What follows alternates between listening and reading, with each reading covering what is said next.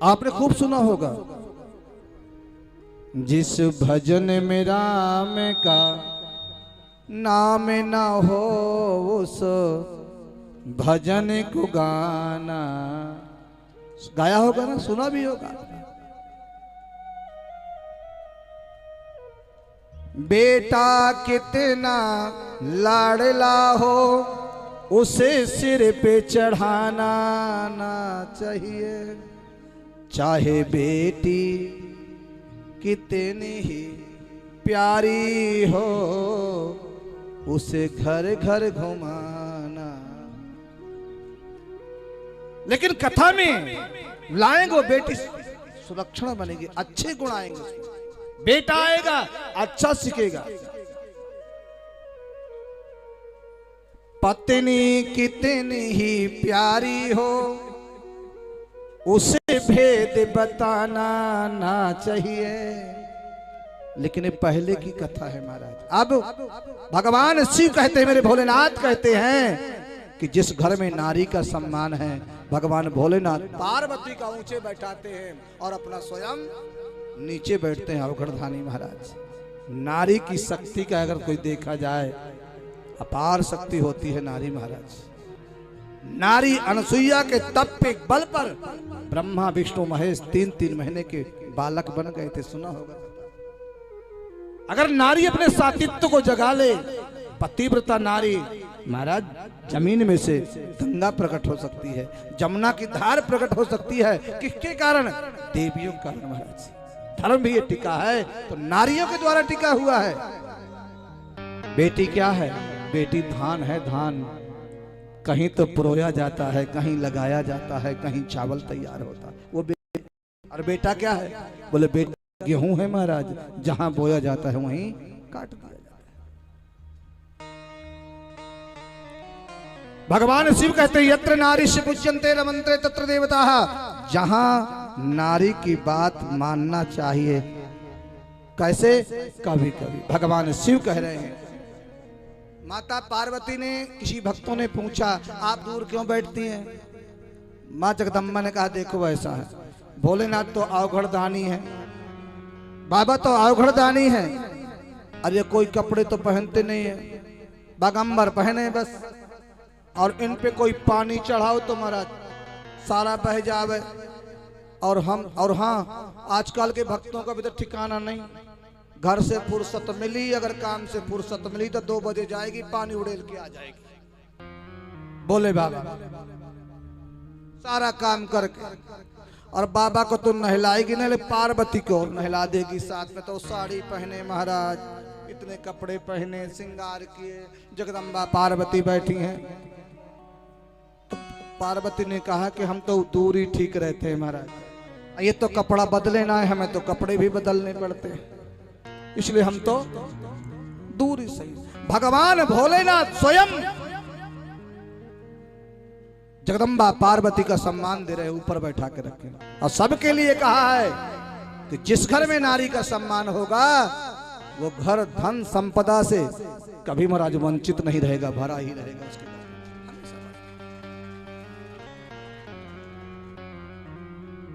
हमेशा महाराज भरा रहेगा उसके पास। और कभी देखना है भगवान भोलेनाथ की सेवा करके, राजा श्वेत को लेने के लिए जब मृत्यु देवी आई, मेरे भगवान भोलेनाथ ने त्रिशूल उठाया और मृत्यु को भी मार दिया महाराज। यमराज मर गया, मृत्यु देवी मर गई। आज जो है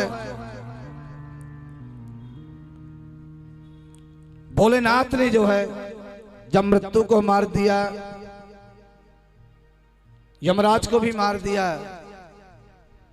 जो भी जाता राजा श्वेत को लेने के लिए सबको मार दिया। सूर्यदेव की बहुत दुख हुआ, सूर्य का पुत्र है, सूर्य की पोती है, दोनों जब मर गए, विधि का विडंबना देखो। ब्रह्मा विष्णु महेश ब्रह्मा के पास गए, विष्णु के पास गए, बोले महाराज विधि का विधान देखो, यमराज को मार दिया, मृत्यु देवी को भगवान भोलेनाथ ने मार दिया।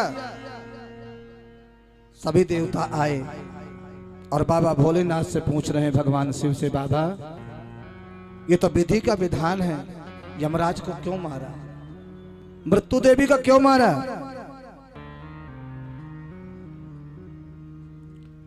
भगवान भोलेनाथ कहते हैं, भैया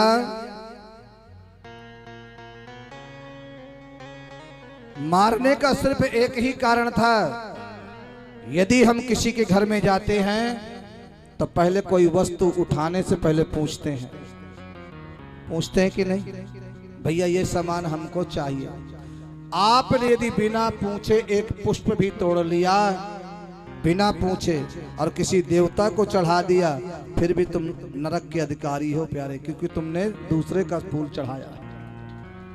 यदि तुमने तुलसी पत्र भी तोड़ लिया बिना पूछे और भगवान को समर्पण कर दिया, पूछा नहीं कि भैया मुझे एक तुलसी दल चाहिए, अर्पण करना चाहते हैं, एक तुलसा चाहिए, अगर तुमने पूछा नहीं, बिना पूछे ही आपने चढ़ा दिया।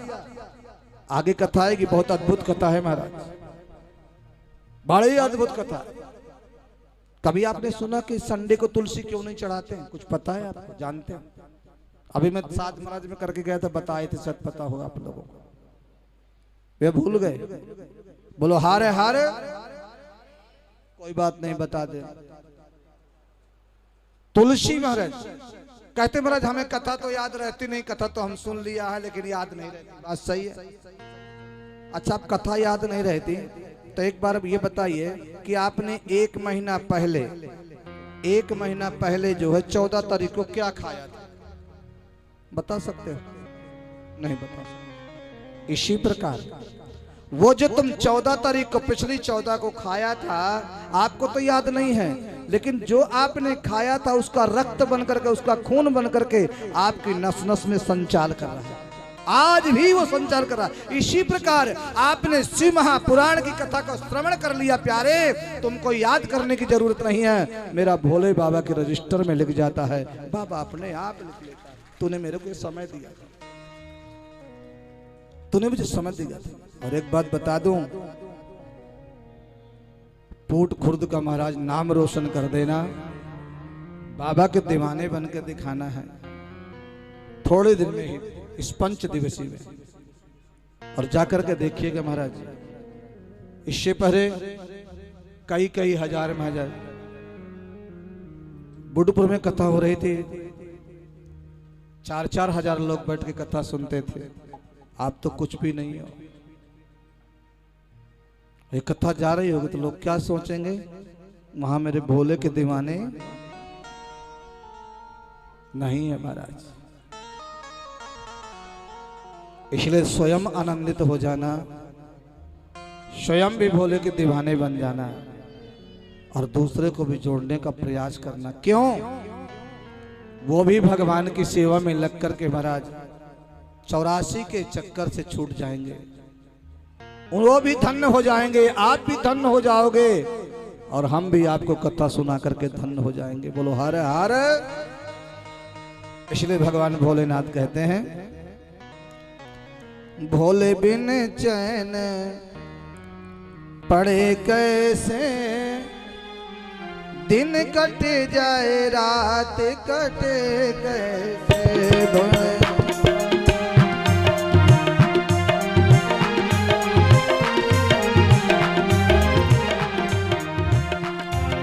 भोले बिन चैन पड़े कैसे, दिन कट जाए रात कटे कैसे। मेरे भोले बिन चैन पड़े कैसे, दिन कट जाए रात कटे कैसे। दिन कट जाए रात कटे कैसे।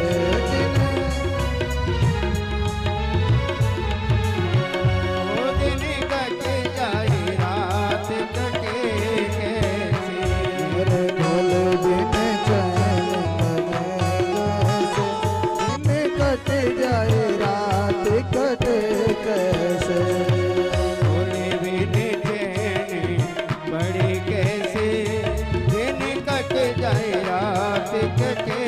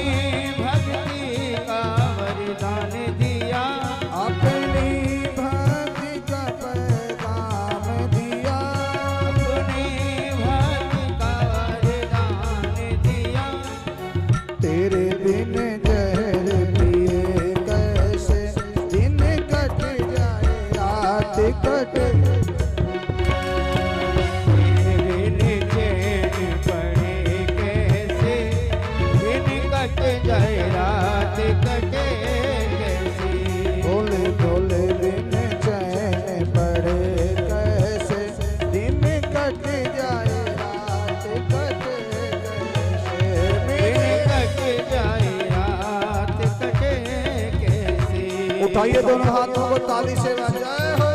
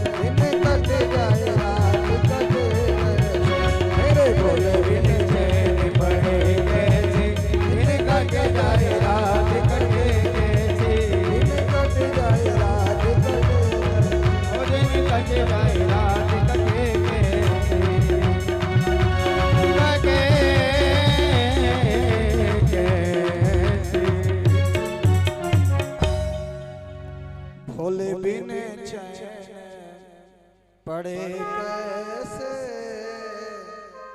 दिन कट जाए रात। जैसे प्रेम तुम परिवार से करते हो, ये भोलेनाथ से कर लेना प्यारे। समाज में रहोगे, परिवार में रहोगे, हर प्रकार से सुखी हो जाओगे। एक लोटा जल, एक बेल पत्र, बाबा कुछ नहीं मांगता तुमसे। खाली न जाता कोई दर से तुम्हारे, खाली न जाता कोई दर से तुम्हारे। मैं भी खड़ी हूँ बाबा झोली पसा, मैं भी खड़ी हूँ बाबा झोली पसा। बाबा से मांगना प्यारे, भोलेनाथ से मांगना, अवघड़ दानी से मांगना। सबको उसने सब कुछ दिया है प्यारे, अपने पास कुछ नहीं रखा, लुटाता रहता है, वो सब कुछ देता रहता है। और मैं तो ये कहता हूं, बाबा भोलेनाथ को सब कुछ पता है तुमको क्या चाहिए, मांगने की भी जरूरत नहीं है। यमराज को मार दिया, मृत्यु देवी को मार दिया, राजा श्वेत की भक्ति करी। सभी ने कहा महाराज क्यों मारा? मारने का एक ही कारण था, मारने का एक ही कारण था। अगर हम किसी के घर में जाते हैं, यदि हम किसी के घर में जाते हैं, पूछ के जाते हैं, फूल तोड़ना है पूछ के लेना है, कोई वस्तु लेना है पूछ के लेना है। ये मेरे घर पे आए, राजा श्वेत को लेना, पहले मुझसे पूछना चाहिए। ये सब मेरी, मैं यहाँ का राजा हूं, मेरा घर है मृत्युलोक, भगवान शिव कहते हैं। मैंने सब कुछ दिया है, लेकिन भगवान कहते मेरे हाथ में 3 चीजें हैं, भोलेनाथ के हाथ में। एक तो जन्म, एक मृत्यु और एक विवाह है, मेरे बाबा के हाथ में है प्यारे, और किसी के हाथ में नहीं है। तीनों चीज भगवान भोलेनाथ के हाथ में है। इसलिए निवेदन करता हूं। और हां, सूर्यदेव की आंखों में आंसू पानी आ गया और बोले भगवान इनको जीवित कर दीजिए, मृत्यु देवी को, यमराज को जीवित कर दीजिए भोलेनाथ। बोले एक शर्त पे जीवित कर सकता हूं। कौन सा शर्त है? आज के बाद मृत्यु लोक में अगर किसी को लेने आना है तो पहले भगवान शिव से पूछना पड़ेगा इस व्यक्ति को ले जाऊं कि नहीं। तभी जब कष्ट ज्यादा होता है तो लोग जो है महामृत्युंजय का पाठ बैठा देते हैं, और शायद बाबा के नाम की पूजा चल रही होती है प्यारे, तो भगवान शिव से जब पूछा जाता ले जाऊं कि नहीं, बोले दिखाई नहीं देता, अभी मेरा पूजा चल रही है। कितना बड़ा कष्ट हो यदि हम महामृत्युंजय की पाठ पूजा करवाते हैं ना प्यारे। भोलेनाथ तब तक उसको जाने नहीं देते महाराज, मृत्यु सैया से भी उठा करके ला देते हैं भगवान भोलेनाथ, खड़े कर देते हैं उसको बाबा, लेकिन भाव से। लेकिन भाव लोग मानते नहीं है। दुख में सुमरन सब करें और सुख में करें जो कि तुमने पहले जो किया है वो आपको अभी मिल रहा है प्यारे। इस नगरी में थोड़ी लोग रहते हैं, हजारों में लोग रहते हैं महाराज, लाखों में लोग रहते हैं। कितने दीवाने हैं बाबा के? 2 4 10 20 50 100। और जब कष्ट आ जाए महाराज, फिर देखो महाराज, फिर तो बाबा भोलेनाथ याद आते हैं। ऐसा नहीं, कुछ नहीं मांगता वो। सूर्यदेव कहते हैं महाराज, अपने बच्चों की तरफ देख करके बोले आंखों में आंसू भर गए, पानी आ गया। बोले भोलेनाथ आज के बाद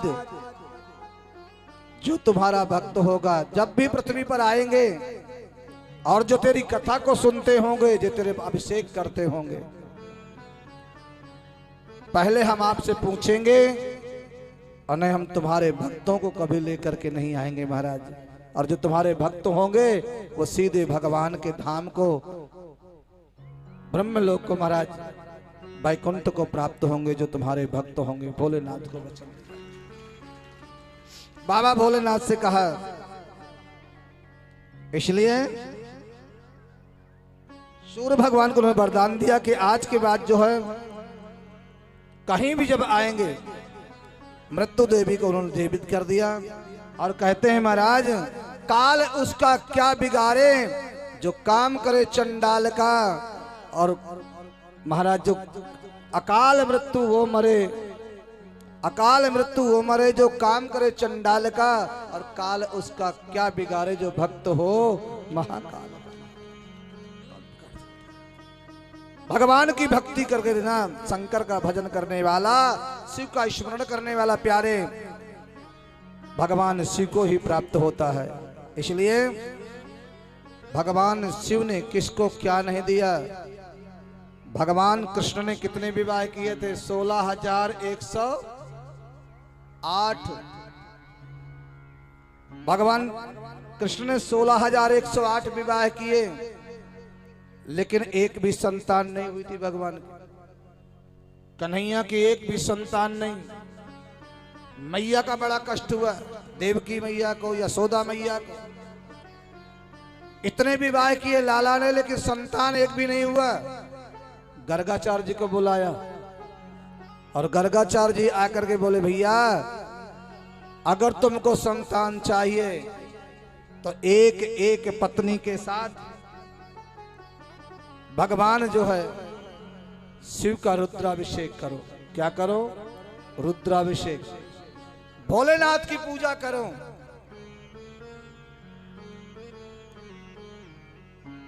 गर्गाचार्य जी कहते हैं कि 11-11 दिन तक एक एक पत्नी के साथ रुद्राभिषेक करना है भोलेनाथ का। और भगवान कृष्ण ने भोलेनाथ का प्रत्येक पत्नी के साथ, जोड़े के साथ 11-11 दिन तक पूजा पाठ किया, हमारा अभिषेक किया, रुद्राभिषेक किया। इसलिए मेरे भगवान के जो है 10-10 पुत्र हुए और 1-1 पुत्री हुई है। 10-10 महाराज बेटे और 1-1 बेटियां मेरे गोविंद की हुई है। किसकी कृपा से? भगवान भोलेनाथ की कृपा से, शंकर की कृपा से। अब भगवान ने 11 दिन तक रुद्राभिषेक किया तो 11 बच्चे हुए। और आपको जितने बच्चे चाहिए उतने दिन आप अभिषेक कर लेना, उतने बच्चे हो जाएंगे। बोलो हर हर हर हर। बाबा की कृपा होनी चाहिए। बिना बोले भाष्य महापुराण में लिखा है 1,77,180 पुत्र थे भगवान के, बेटी और बेटा मिला के, भोलेनाथ की कृपा से। और किसी के अंदर ज्यादा बीमारी है ना बारे, गन्ने के रस के द्वारा भगवान का अभिषेक करवा देना, फिर देखना चमत्कार। अगर कुछ प्राप्त करना है ना, अगर कुछ प्राप्त करना है, ये पुरुषोत्तम का महीना चल रहा है, आज जैसा समय तुम्हें किसी को मिलने वाला नहीं है प्यारे, कभी नहीं मिलेगा। कितने जन्म ले लेना तब भी नहीं मिलने वाला। ये अधिक मास आपने सुना है, जो सावन 2 पड़े हो अपनी जिंदगी में? किसी ने सुना है? किसी ने सुना? मैंने तो नहीं सुना। डबल सावन पड़े हो।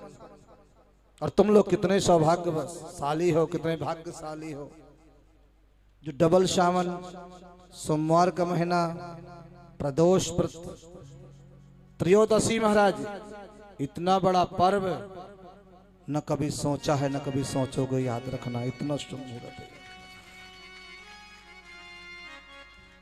दूसरी बात, जो पार्थिव शिवलिंग बना करके जो अभिषेक करता है, मिट्टी के शंकर जी,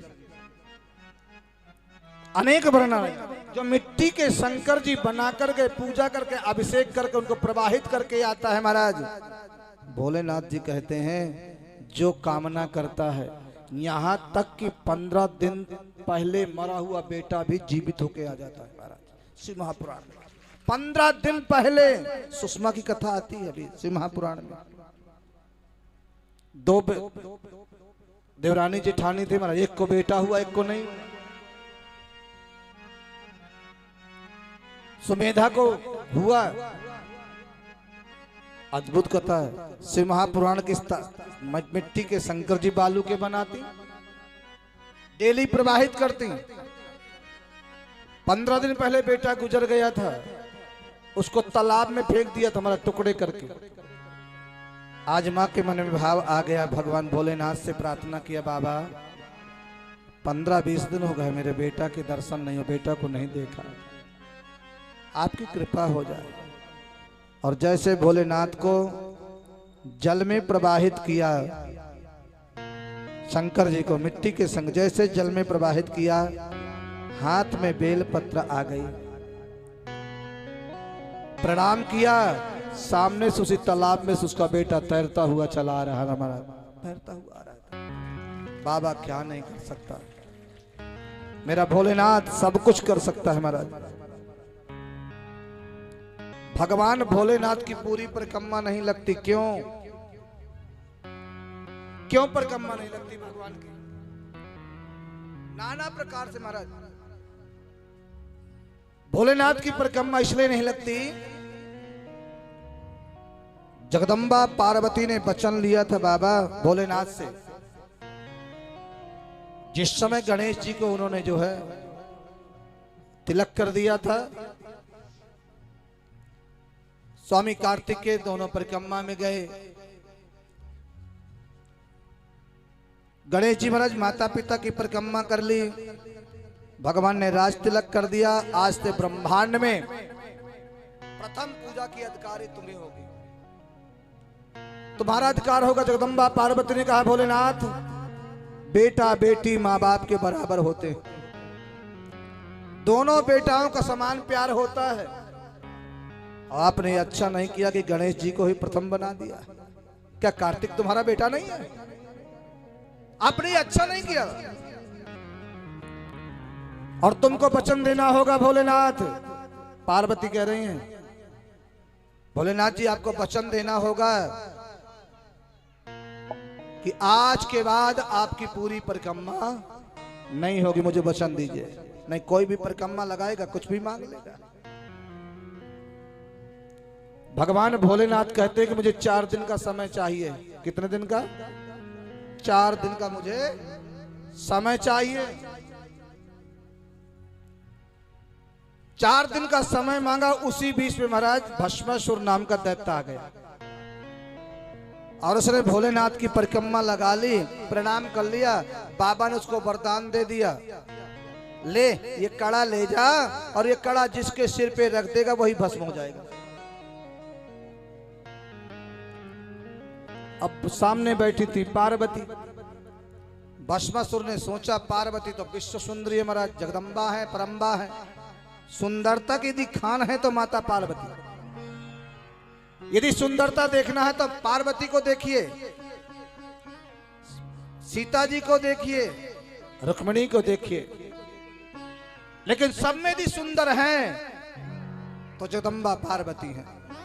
सौभाग्य भी मिलता है तो पार्वती की कृपा से। और जितने भी व्रत करती हैं देवियां सब पार्वती की करती हैं। जितने भी व्रत होते हैं, चाहे सोमवार का व्रत हो, चाहे वीरवार का व्रत हो, चाहे महाराज होई अष्टमी का व्रत हो। और एक व्रत और देवियां करती हैं। कौन सा व्रत होता है जिसमें पानी नहीं पीते हैं? एक व्रत करती, हाँ, करवा चौथ।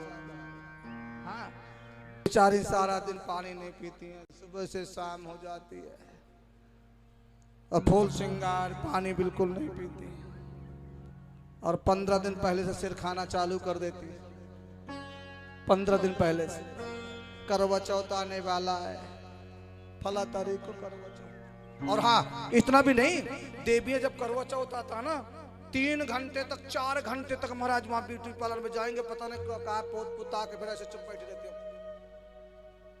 चुपचाप बैठी रहती है, एक भी हिलती नहीं है। 4 घंटे तक बैठी रहती है, एक भी नहीं हिलती। और कथा में आके बैठ जाए तब रामदेव जी का आसन चालू कर देती है। कभी ये पैर उठाएंगे, कभी ये पैर उठाएंगे। और ब्यूटी पार्लर में फोन भी नहीं उठाएंगे, चुप, क्योंकि सलवट आ जाएगी ना, फोन भी नहीं। कई बारी माताएं जो होती है ना, बूढ़ी बूढ़ी माताएं बहुओं से सुंदर दिखती है। क्यों दिखती हैं? अरे उन्होंने माल खाया है, तपस्या करी है। तुम्हारी तरह गोलगप्पे थोड़ी खाए, तुम टिक्की में गोलगप्पे में प्राण देते रहते हो। घी खावे, वो दूध पीवे, बादाम खावे, काजू। कई बारी तो सासू श्रृंगार नहीं कहती बहू के कारण। क्यों? अगर सासू ने श्रृंगार कर लिया तो बहू फीकी पड़ जाएगी। तो नो बाल आए मैं कर लिए, हमारे बाल बांधे, अब सुबह उल्टा सीधा लगा, फिर भी सुंदर दिखे।